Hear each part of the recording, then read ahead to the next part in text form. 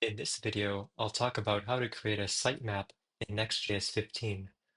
First, I'll go through a quick demo of a sample application with a sitemap, and then I'll show how to implement this. Suppose we have an online bookstore.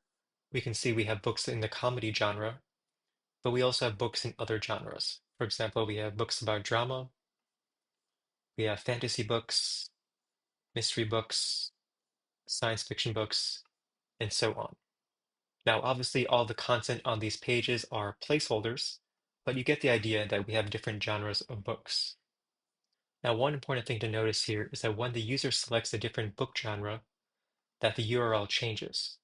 For example, for comedy, the URL is slash genre slash comedy. For mystery, it is slash genre slash mystery. So in other words, we have a separate page for each book genre. Now let's take a look at our sitemap. So the sitemap is going to be located at slash sitemap.xml. So the sitemap is an XML file that lists out all the important URLs for your website. This is very important for search engine optimization, or SEO, because it helps search engines find the important pages on your site. The search engine web crawlers can now efficiently crawl and index your website content. So in our sitemap, you can see that we have URLs for all the genre pages in our site. For example, here is the URL for the comedy page. Here's the URL for the mystery page, and so on. Now let's go to the code and see how this is implemented. So I'm using Next.js 15 with the application router, and I've created a book genre page, like what we're seeing here, as a Next.js dynamic route. So the path to this is source slash API slash genre, and then name in square brackets, and then page.js. The logic for this page is very basic. We're going to get the genre as a dynamic value, and here in line 3, we're storing it as a variable. Then we're going to perform a decoding operation to convert the URI encoded characters like %20 to make them human readable. And I'll talk more about this later on, but for now, just understand that we perform some decoding. Then below here, we're going to render the content of the page. So the markup here is not really important. First, we're going to render books related to the genre. In this case, we just render placeholder books, but in a real application, we'd most likely query a database and then also have a dedicated UI component for the book display. And then at the bottom, we have a section where the user can click on different buttons to go to a new genre page. So if the user, for example, were to click on the first button, then they get redirected to the comedy genre page. We can also quickly verify that the dynamic route is working. So instead of mystery, I'm going to type sports. And here you can see that the page is now updated to show sports books. Now, if you're not familiar with the Next.js 15 dynamic routes, that's fine. I will leave a link to the documentation in the description for you to review.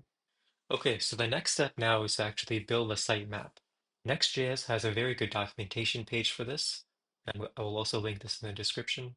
So the simplest way to create a sitemap is to create your own XML file and add it to the codebase.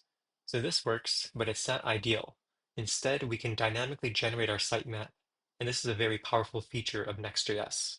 You can see here that essentially we need to create a function that returns an array of objects. And each object contains information about the page we want the search engine crawler to know about. So if you scroll down to the bottom of the page or click on this return section, you can see what information we need for each object. If you're not familiar with the type notation, this basically tells us that the URL is required and all the other information is optional. So for now, we're just going to specify the URL in our sitemap.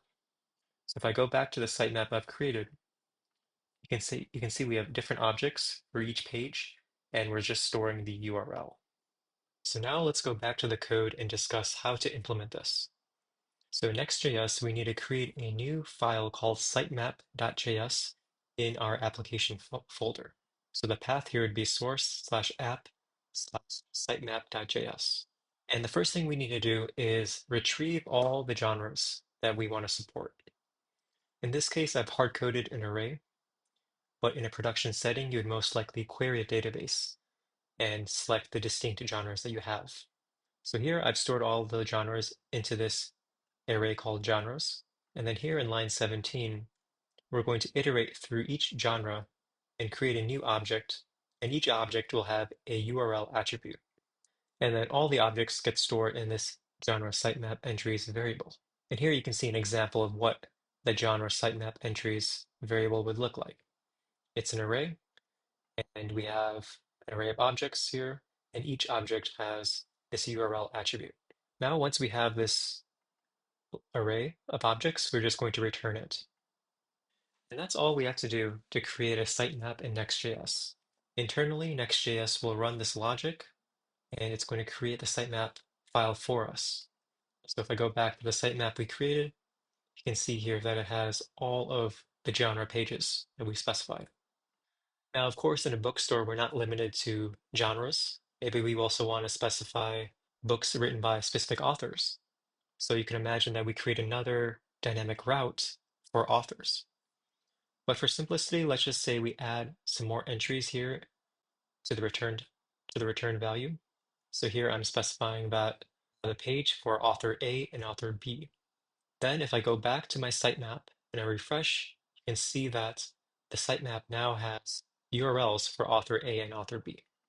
So since I have not created the dynamic route for authors, I'm going to remove these entries from our sitemap because these author URLs don't exist yet.